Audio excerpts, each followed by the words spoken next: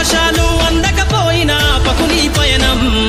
అనుక్షణం నీలో జరగాలి ఓ మేధో మదనం గడిచిపోయిన గతమంతా ఓ అనుభవమే లేరా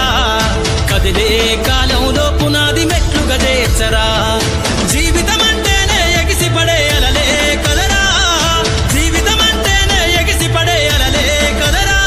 ప్రతిరోజు జరిగే మలుపును పాఠంగా నిర్వరా